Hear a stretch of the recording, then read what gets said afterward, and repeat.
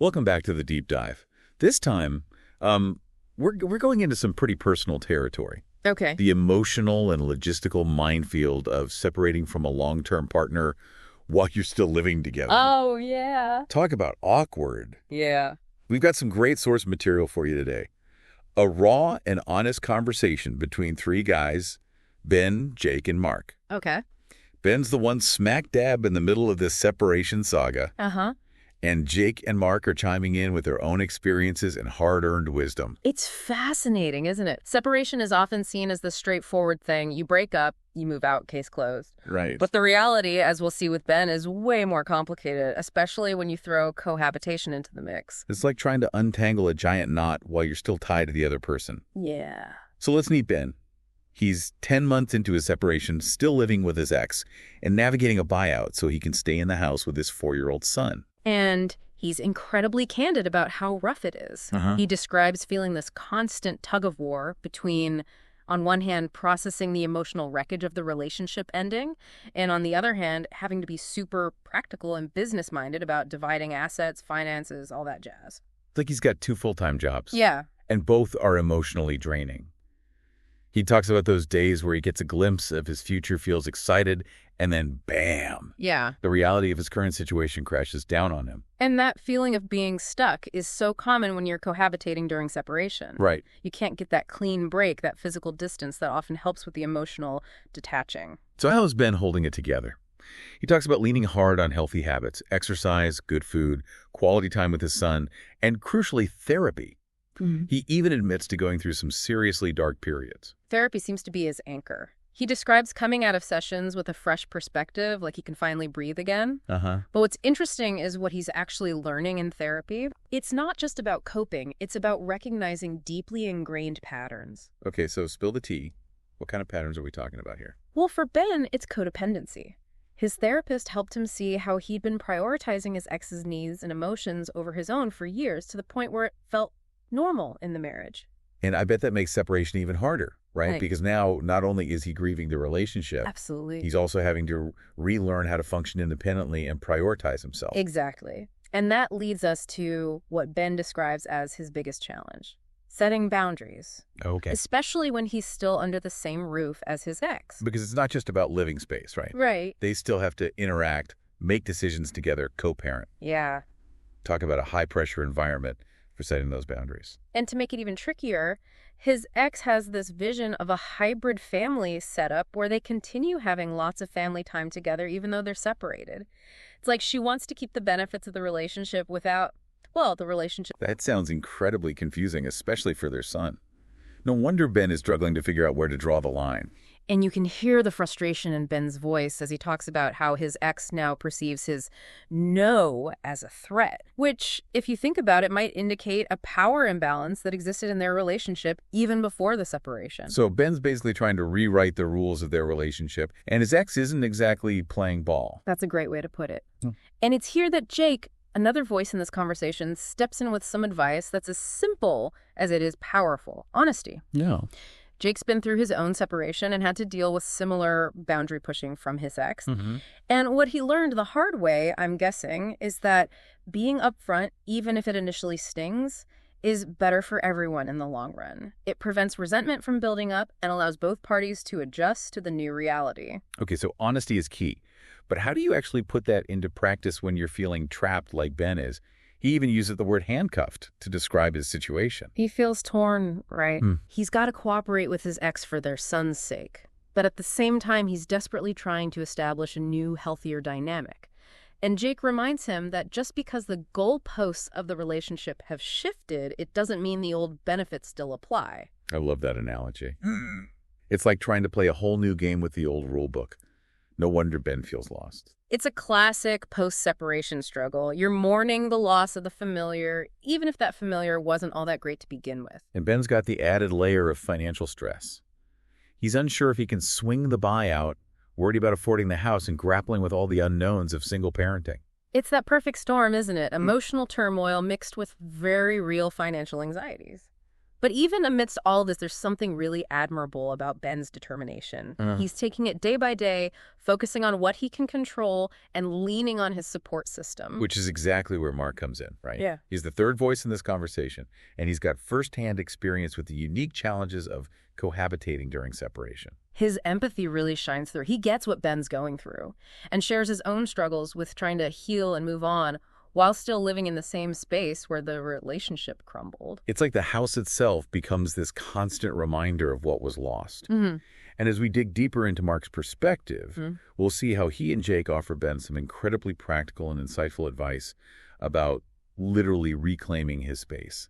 And that's where things start to get really interesting, because it's not just about rearranging furniture. Right. It's about reclaiming a sense of self, a sense of agency in a situation that often feels incredibly disempowering.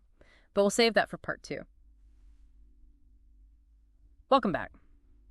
Before we dove into the specifics of Ben's situation, we were talking about the broader challenges of separation, particularly when you're still sharing a living space.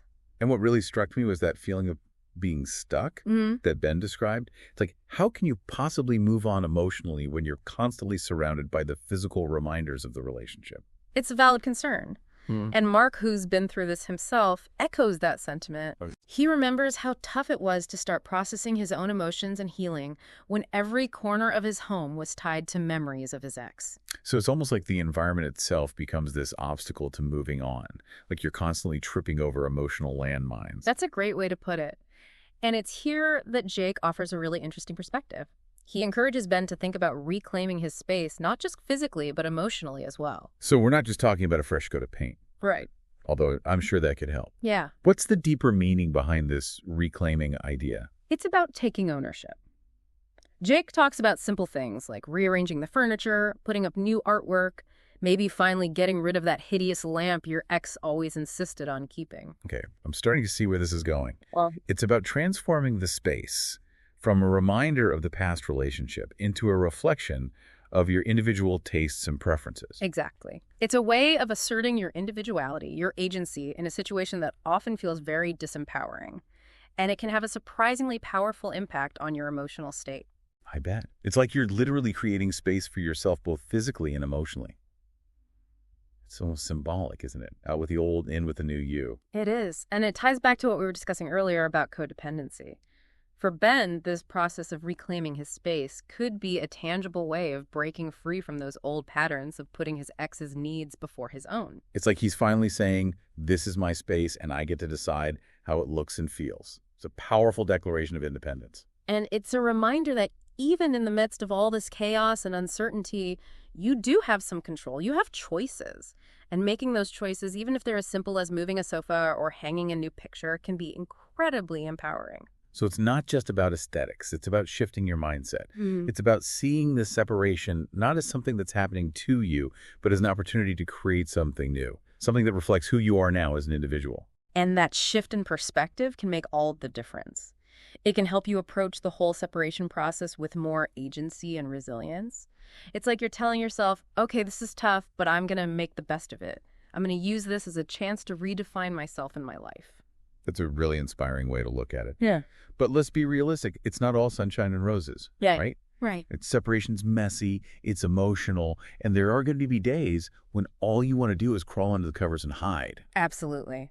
And it's important to acknowledge that there's no right or wrong way to feel during a separation. Some days you might be optimistic and energized, and other days you might be completely overwhelmed by sadness, anger, or fear. So what advice would you give to someone who's feeling those darker emotions, especially when they're stuck in close quarters with their ex? How do you navigate that emotional minefield? First and foremost, be kind to yourself. Don't judge your emotions. Allow yourself to feel what you feel. And remember, you're not alone in this. Separation is a common experience, and there are tons of resources available to help you cope. Okay, so self-compassion is key. But what about the practical side of things? I mean, sharing a space with someone you're separating from sounds like a recipe for conflict, especially when emotions are running high. Communication is crucial, even if it's uncomfortable. Setting clear boundaries, both physically and emotionally, can help minimize those conflicts. It's about finding a way to coexist peacefully, even if it's temporary. And I'm guessing this is where those communication strategies Ben learned in therapy come in handy, right? Exactly. Learning to communicate your needs assertively but respectfully can make a huge difference. And remember, sometimes it's about compromise. You might not get everything you want, but finding common ground can help create a less stressful environment for everyone involved. It's about choosing your battles right, Mm-hmm. picking the things that are truly important to you, and standing firm on those while letting go of the smaller stuff. That's a great way to put it. And remember, sometimes the best way to de-escalate a conflict is to simply remove yourself from the situation. Go for a walk, call a friend, do something that helps you regulate your emotions. So it's about having a toolbox of coping mechanisms, both for managing your own emotions and for navigating those inevitable conflicts that arise when you're sharing a space with your ex. Exactly. And as Ben, Jake, and Mark continue their conversation, they delve even deeper into those coping mechanisms, sharing some really practical advice about self-care support systems and finding those glimmers of hope amidst the challenges. But that's the story for part 3. Welcome back to the Deep Dive. Mm-hmm. As we wrap up our exploration of separating while cohabitating, I'm curious, what have been the biggest takeaways for you so far? For me, it's the sheer resilience of the human spirit. Yeah. Ben's story, even with all its complexities and challenges, demonstrates the power we have to adapt and even thrive in the face of incredibly difficult circumstances. I completely agree. Hearing him talk about his commitment to therapy, his focus on healthy habits, and his determination to create a stable and loving environment for his son, it's truly inspiring. And it highlights something crucial. You don't have to go through this alone. Ben's reliance on his therapist, his open conversations with Jake and Mark, Right. these are all vital reminders that support systems are essential during separation. So let's talk about that. For any of our listeners out there who might be navigating their own separation, what kind of support systems are available and how can they access them? Well, first off, therapy. A therapist specializing in relationships and separation can provide that safe, non-judgmental space to process emotions, unpack those ingrained patterns we talked about earlier, and develop healthy coping mechanisms. It's that expert guidance that can be so valuable, especially when you're feeling lost and overwhelmed. And I imagine therapy can also be really helpful for navigating co-parenting challenges, setting boundaries, all those tricky things that come up during separation. Absolutely. And beyond therapy, there are support groups both online and in person. These offer a chance to connect with others who get it, who've been through similar experiences, and can offer a unique blend of empathy and practical advice. It's that feeling of not being alone, of knowing that others have walked this path and come out stronger on the other side. That can be incredibly powerful. And let's not forget the power of close friends and family.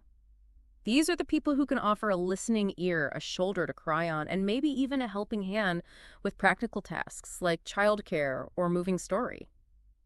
Don't be afraid to lean on your loved ones during this time. So we've got therapy support groups, friends and family. What about resources specifically for the financial and legal aspects of separation? Because we heard Ben express a lot of anxiety about the buyout, affording the house, all of that. There are fantastic resources available. Organizations like the Legal Aid Society offer free or low-cost legal advice for those who qualify.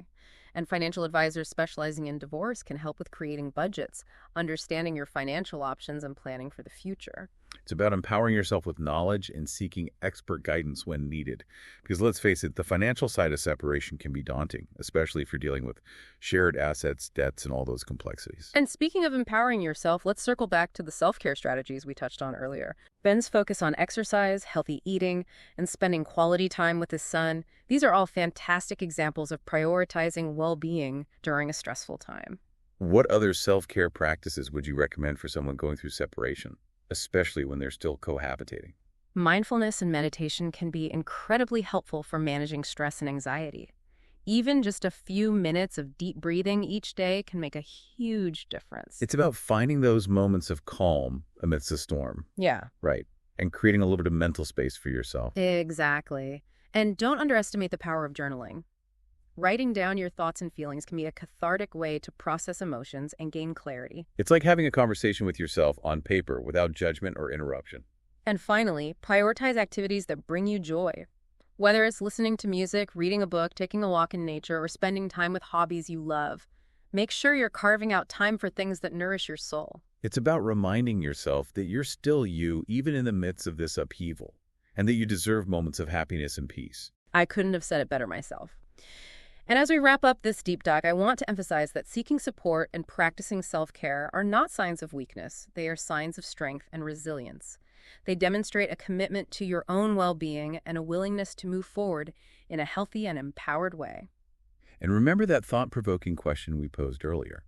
What aspects of your life beyond the physical space might benefit from a similar process of reclaiming? Perhaps this separation, as difficult as it is, can also be a catalyst for reclaiming those neglected or compromised parts of yourself. Embrace this time of transition, not with fear, but with a sense of possibility. It's a chance to redefine your priorities, rediscover your passions, and ultimately create a life that aligns with your values and aspirations. Thank you for joining us on this deep dive into the complexities of separation while cohabitating. We hope these insights and resources have provided some guidance and perhaps even a glimmer of hope for those navigating their own journeys. Remember, you are not alone and brighter days are ahead.